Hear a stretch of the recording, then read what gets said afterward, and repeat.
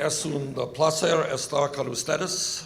Discúlpenme, pero mi español no es muy bueno. Y estaré hablando con ustedes el día de hoy en inglés. Let me begin by telling you that I am more than aware that there is a humanitarian crisis in Puerto Rico today, and that the U.S. Congress and the administration must address this crisis as soon as possible. The people of Puerto Rico are experiencing enormous economic pain as a result of a depression that has now lasted more than a decade. Since 2006, Puerto Rico has lost 20% of its jobs. About 60% of Puerto Rico's adult population are either unemployed or have given up looking for work. Over the last 5 years alone, more than 150 public schools have been shut down, and the childhood poverty rate has gone up to 57%. At a time when the rich get richer, Puerto Rico now has more income inequality than any state in the United States. In the midst of this massive human crisis, it is morally unacceptable that billionaire hedge fund managers have been calling for even more austerity in Puerto Rico. Austerity will not solve this crisis.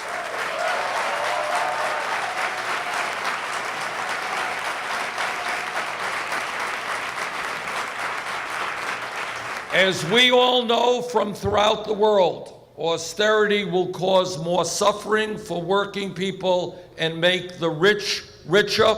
We must vigorously oppose all efforts at austerity. It is unacceptable to me that vulture funds on Wall Street are demanding that Puerto Rico fire teachers, close schools, cut pensions, and abolish the minimum wage so that they can reap huge profits off the suffering and the misery of the children and the people of Puerto Rico. We cannot allow that to happen. We will not allow that to happen.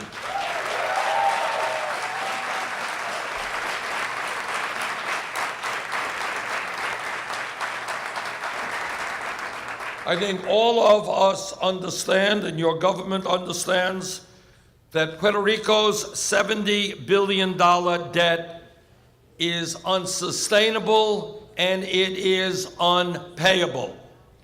And the reason that it is unsustainable has everything to do with the greed of Wall Street vulture funds. And I just want to say, having dealt with Wall Street for many, many years, their greed, their recklessness, their illegal behavior has caused enormous problems all over the United States, in Puerto Rico, all over this world, which is why, among other things, I am fighting to break up the large banks on Wall Street.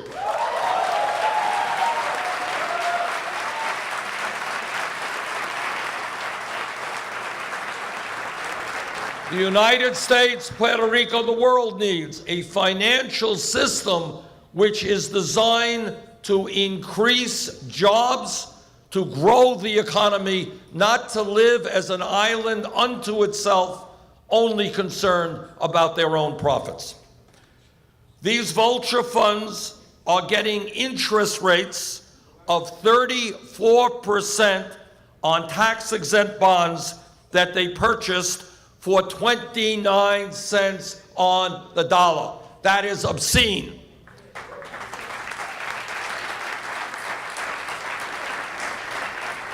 It has been estimated that as much as half of Puerto Rico's debt is now owned by these vulture funds. We have got to make it clear to these billionaire hedge fund managers that they cannot have it all. Children in Puerto Rico will not go hungry, will not lose education, will not lose health care to make billionaires even wealthier.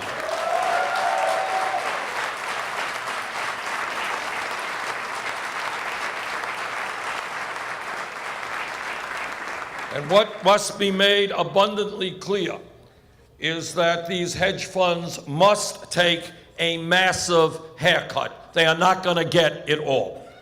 The people in Puerto Rico should not be forced to suffer even more so that a handful of wealthy investors who have done so much damage all over this world can make even more money. El futuro de Puerto Rico no debe ser secuestrado injustamente por fondos buitres abusivos.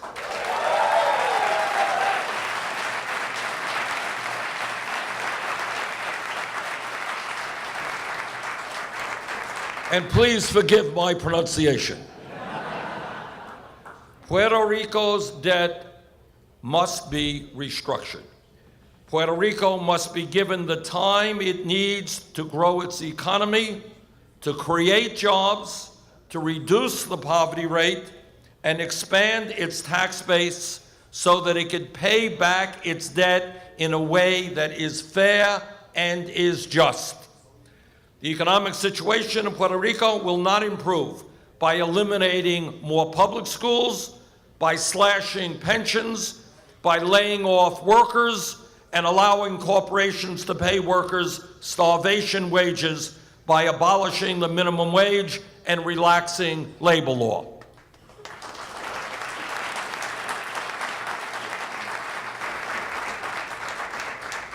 Goldman Sachs, Citigroup, and UBS racked up hundreds of millions of dollars in fees to manage Puerto Rico's bond sales.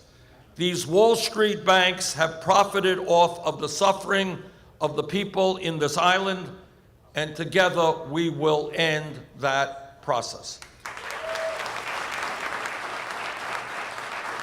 And by the way, as I'm sure many of you know, just last month, Goldman Sachs paid a $5 billion settlement to the United States government because they were selling worthless packages of subprime mortgage loans, which helped precipitate the major financial crisis. And I think all of us have got to recognize, as the people of the United States increasingly do, that the business model of Wall Street is fraud.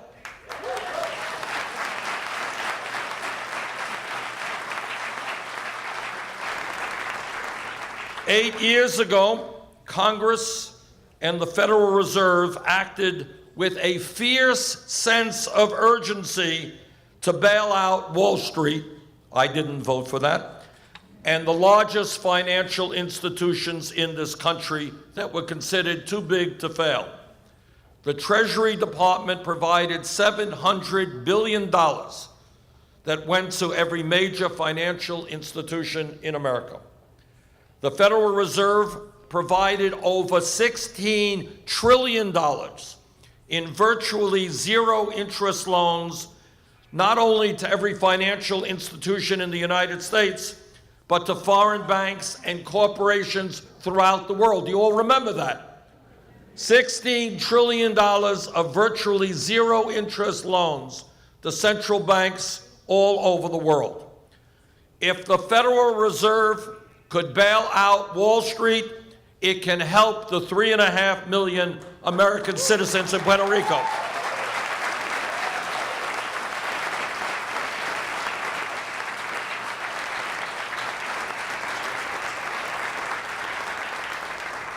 Today, I am calling on the Fed to use its emergency authority under Section 13(3) of the Federal Reserve Act to pave the way for an orderly restructuring of Puerto Rico's public debt.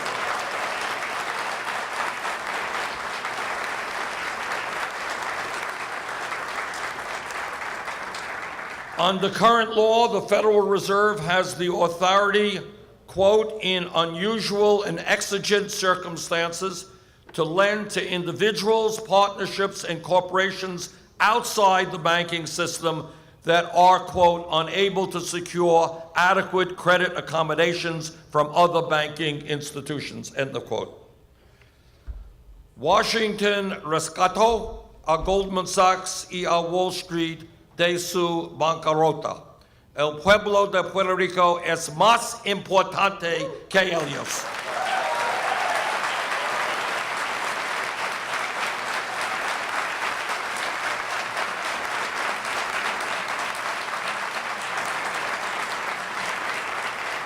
Debemos actuar ya.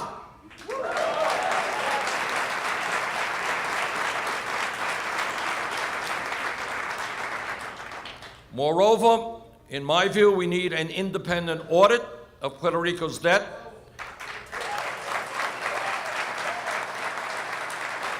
If this audit determines and concludes that any of Puerto Rico's debt was incurred in violation of its Constitution, it must be immediately set aside.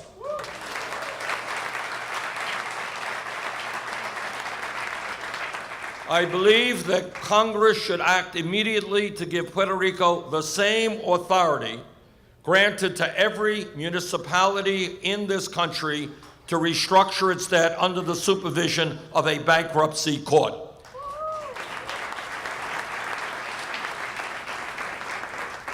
Unfortunately, the Republicans in Congress continue to oppose this. The people of Puerto Rico cannot wait any longer. It is time for the Federal Reserve to act.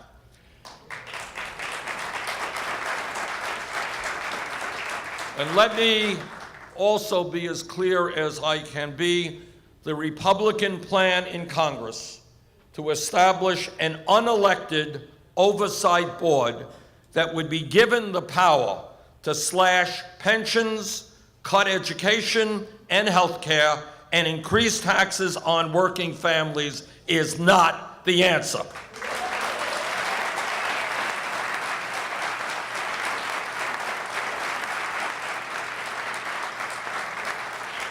In fact, this would be not only a major anti-democratic effort, but it would move this island in exactly the wrong direction, and it must be rejected. Now, let me tell you what I think we should be doing. We need a major jobs program in Puerto Rico by rebuilding the infrastructure here and aggressively moving toward a clean energy economy.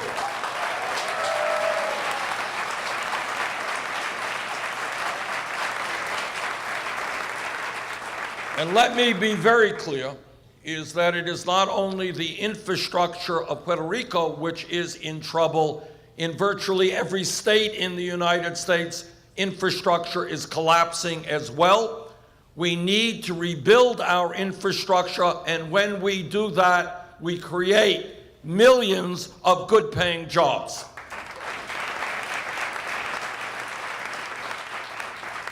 Last year, I introduced the Rebuild America Act that would create over 150,000 good-paying jobs in Puerto Rico and put 13 million Americans to work in the United States. This legislation would help address Puerto Rico's crumbling roads and bridges, improve its ports, upgrade its drinking water and wastewater plants, and fortify flood control projects. It would improve public transportation within cities like San Juan, Bayamon, and Carolina, and other major cities and towns. It would modernize Puerto Rico's antiquated electric grid to end rolling blackouts and make it easier to integrate new solar and wind installations.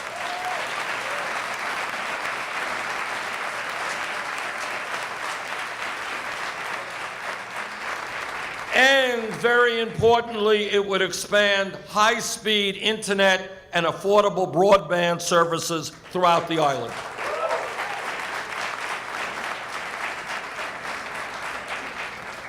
And as best as I can understand, When we talk about the need to combat climate change, and in my view, climate change is a global crisis that has got to be dealt with throughout this world.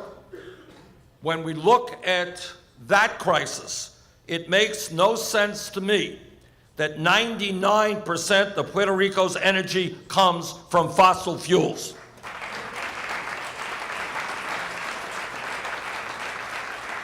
Puerto Rico is blessed with abundant solar and wind resources and has great potential to expand biomass and geothermal energy.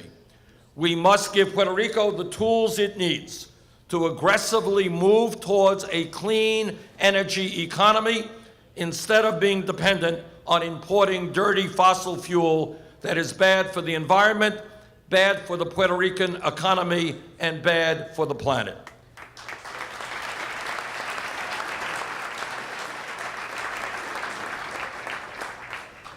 In my view, it is time for the people of Puerto Rico to be allowed to take charge of their political future and for the United States of America to redefine its legal relationship with the people of this island.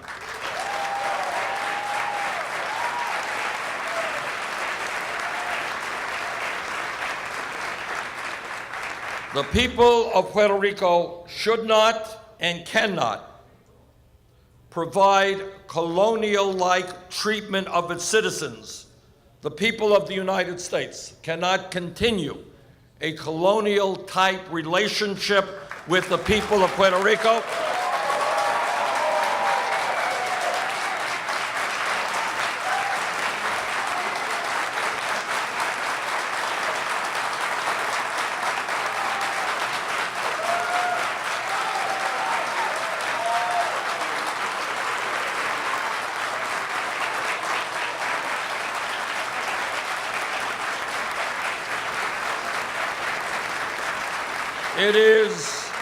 It is unacceptable to me for the United States government to treat Puerto Rico like a colony during a time when its people are facing the worst fiscal and economic crisis in its history.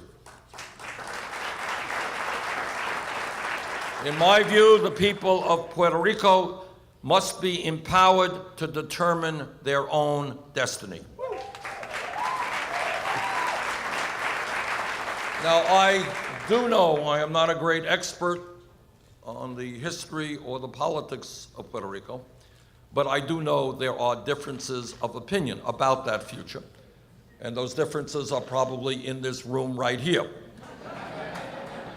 But during my first year in office, I will do everything I can to give the people of Puerto Rico the opportunity to vote on a binding referendum that would allow them to choose from three clearly defined options on whether or not to become our 51st state, whether or not to become an independent nation,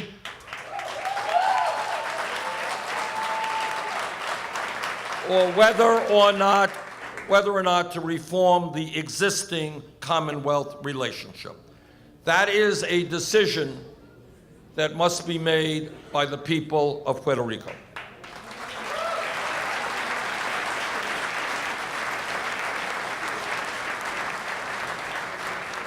I am aware that probably all of you are concerned about Oscar Lopez Rivera.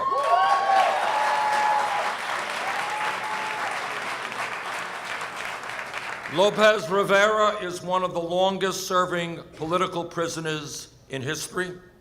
He has been in prison now for more than 34 years, longer than Nelson Mandela was in prison in South Africa. He is currently incarcerated at the Federal Correctional Institution in Terre Haute, Indiana, in solitary confinement. This man is 73 years old, and his health, as I understand it, is deteriorating rapidly. We are talking here about a Vietnam War veteran who was awarded a Bronze Star and a respected community activist, a petition asking President Obama to immediately release Oscar Rivera Lopez from prison is, as I understand it, widely supported in Puerto Rico.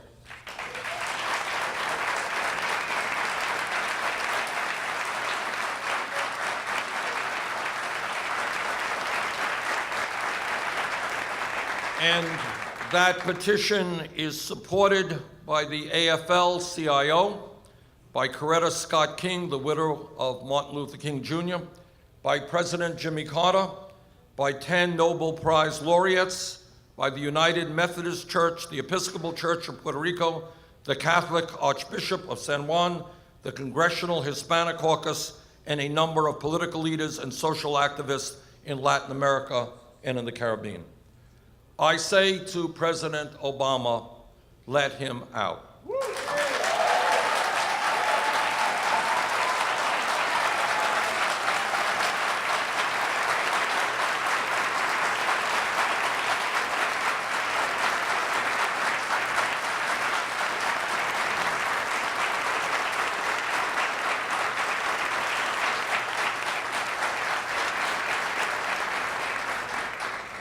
Oscar Lopez Rivera has done his time.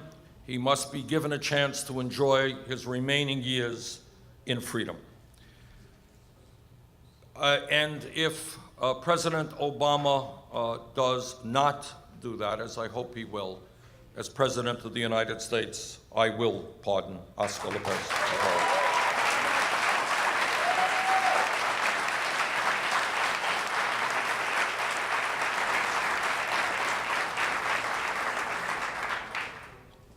I have, throughout my entire life, believed that health care is a right of all people, not just a privilege. And that means that whether you are poor, whether you're rich, whether you're old or you are young, you should be entitled to the best quality health care that the system can provide.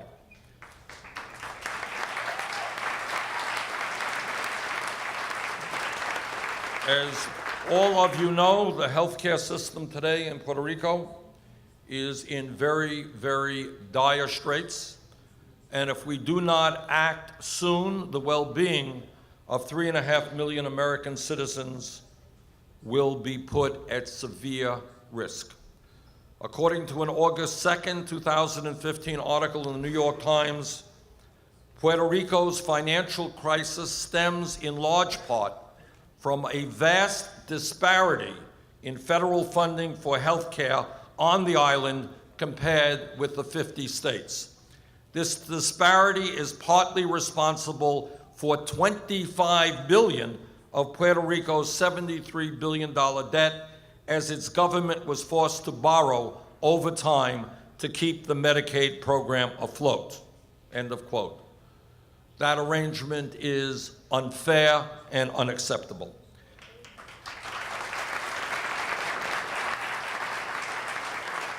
Today, the people of Puerto Rico pay the same Medicare and Social Security taxes as do the people in the 50 states, but they only get about half the rate of federal health care dollars. While that is beginning to change, it is still not good enough. The federal government should not be discriminating against the people of Puerto Rico by providing much lower Medicare and Medicaid reimbursement rates. The people of Puerto Rico are American citizens. They deserve nothing less than equal reimbursement rates.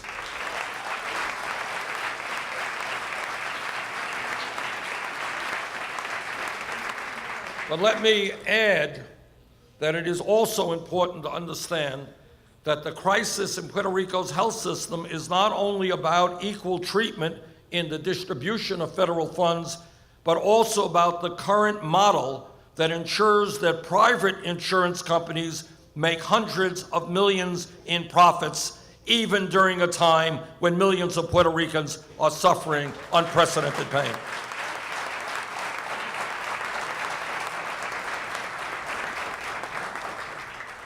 In my view, we, all of us, need to join every other major country on earth and provide high-quality care to all of our people, and that certainly includes Puerto Rico.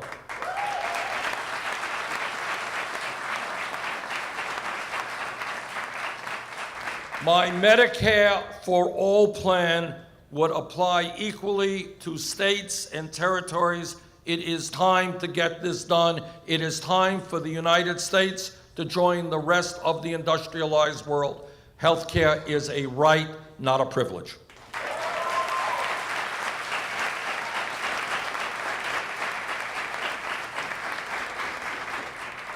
Now, what this campaign is about, and as you all know, on June 5th, you will be participating in the Democratic primary here. What this campaign is about is an understanding that we cannot bring the kinds of changes that we need in the 50 states and in Puerto Rico unless there is a political revolution, unless millions of people begin to stand up and demand that we have a government which represents all of us and not just the 1%.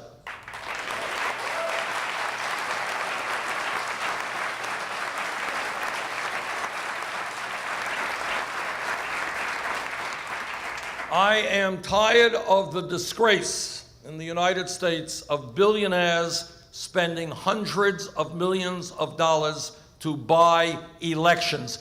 That is not democracy, that is oligarchy.